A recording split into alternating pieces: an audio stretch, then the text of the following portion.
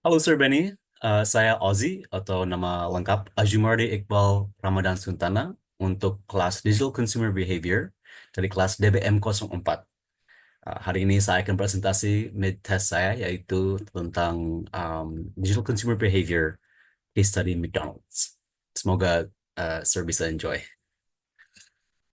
Uh, the assignment, the assignment yang Sir kasih, I'm gonna read in English because English is my first language.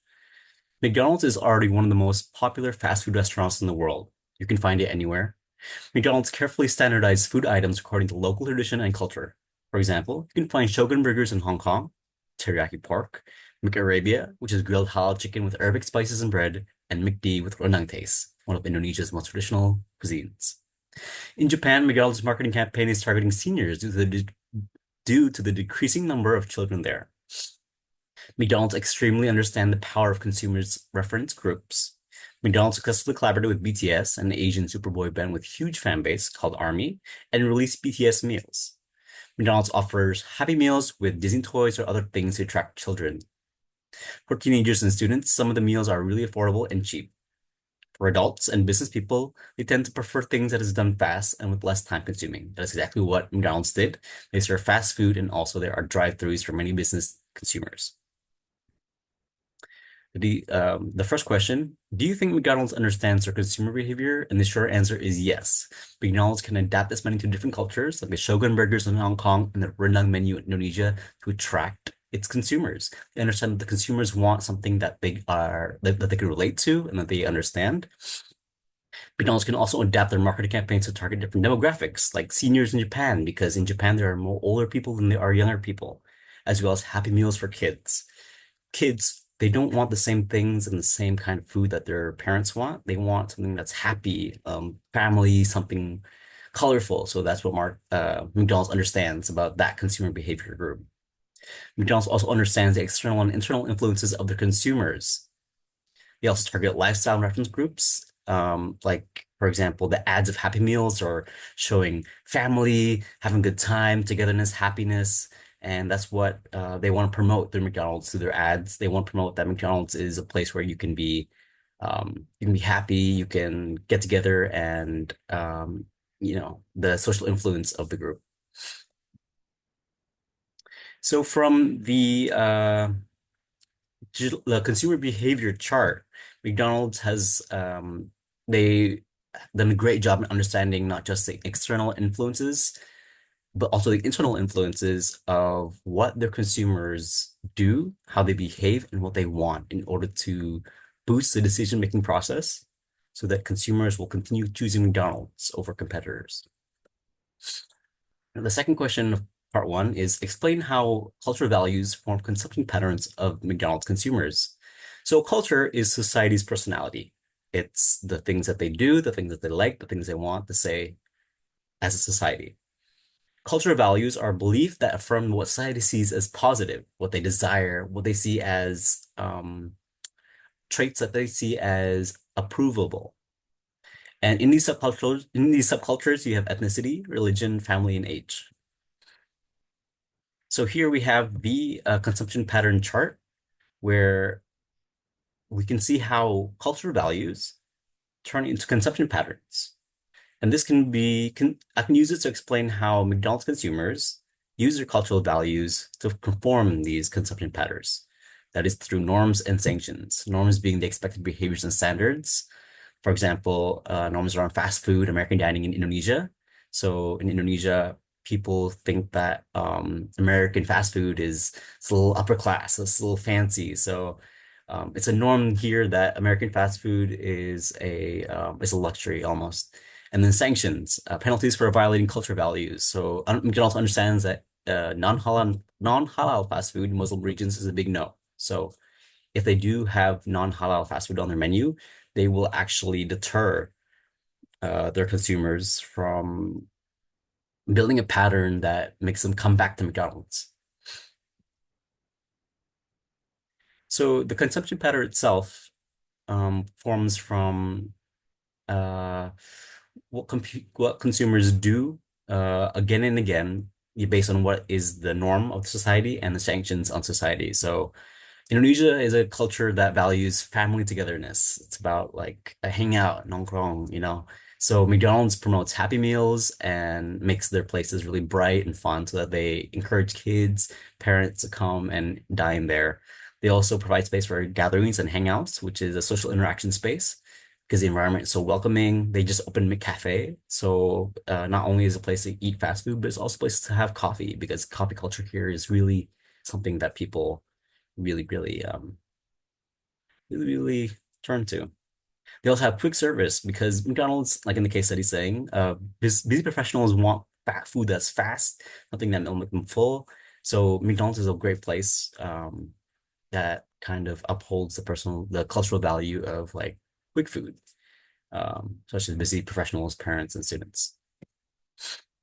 So question one, part three, explain what you know about reference groups. And reference groups are individuals or groups that really influence a person's evaluations, aspirations, or behaviors. So what someone does, what they want, and how they view things is influenced by these reference groups. And these are people or groups um, that have influence over people's decisions. And there are three types of influence that make these reference groups.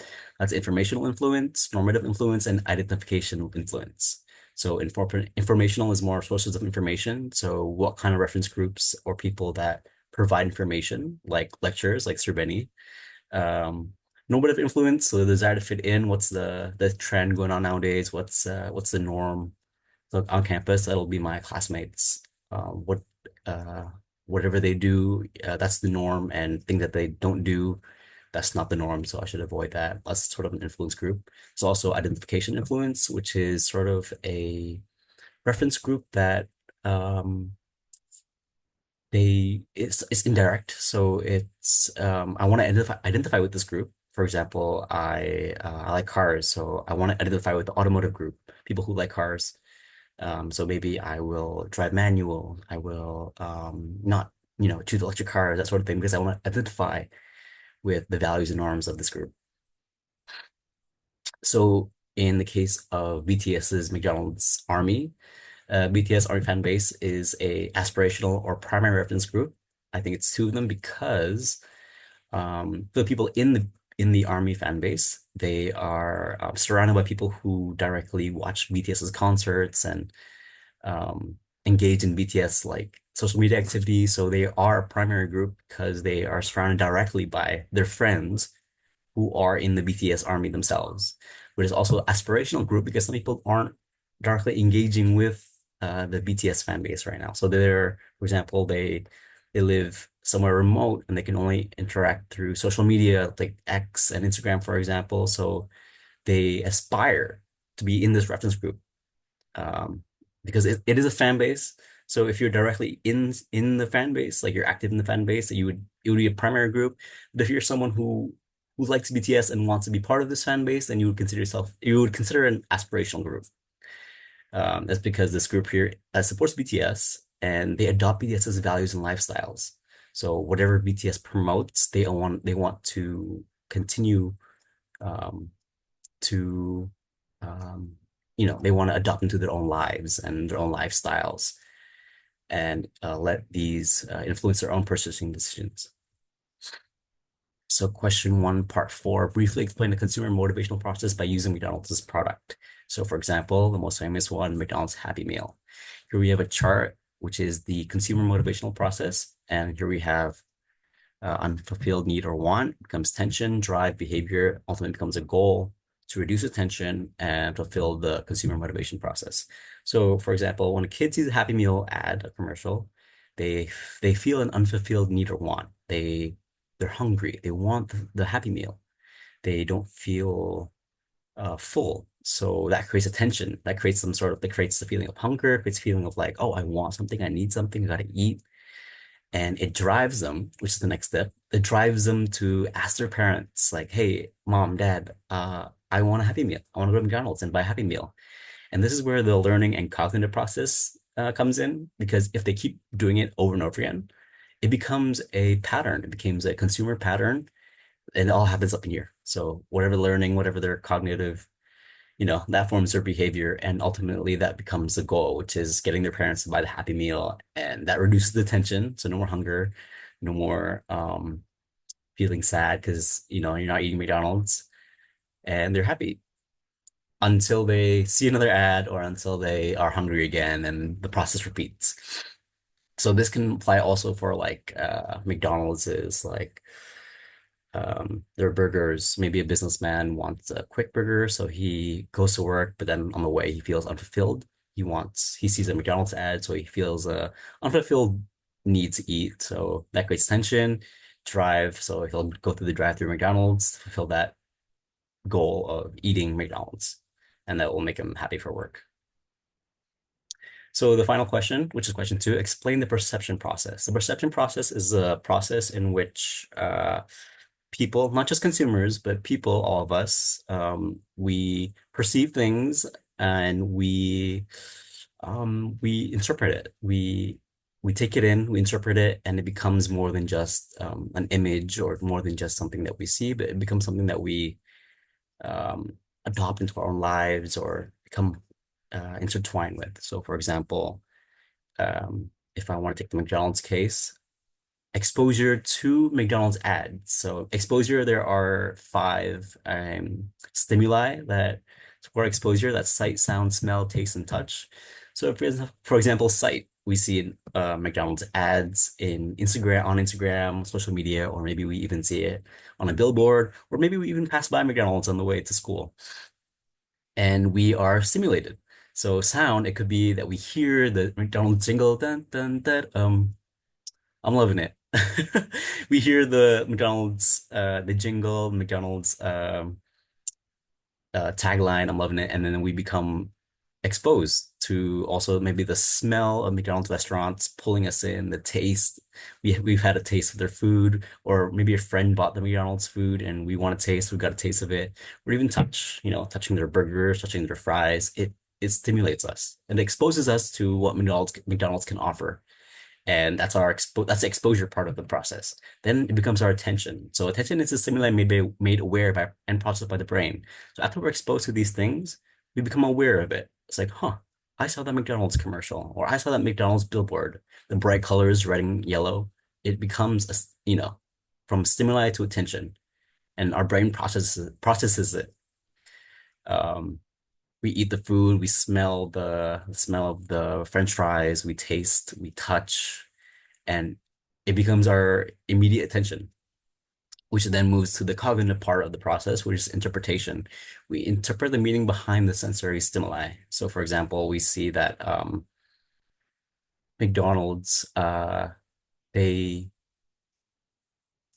maybe we're hungry, so we interpret seeing McDonald's ad as like, oh, we need to eat. Or maybe if we hear the McDonald's jingle, I'm loving it, we're not feeling so great, we interpret it as oh, okay, I gotta, boost my mood. I gotta go eat some McDonald's, some ice cream or French fries. We smell the McDonald's food, and then we interpret it as, I haven't had, yummy junk food in a while. Maybe I should go get some, or taste.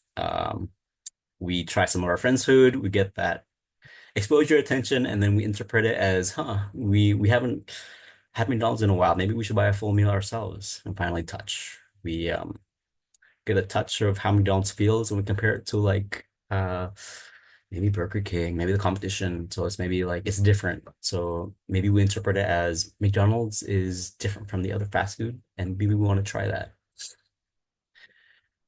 Ya, itu semua dari saya, Sir Bani. Terima kasih banyak untuk mendengarkan saya presentasi tentang McDonald's case study dan digital consumer behavior. Semoga ini sesuai, dan terima kasih, Sir.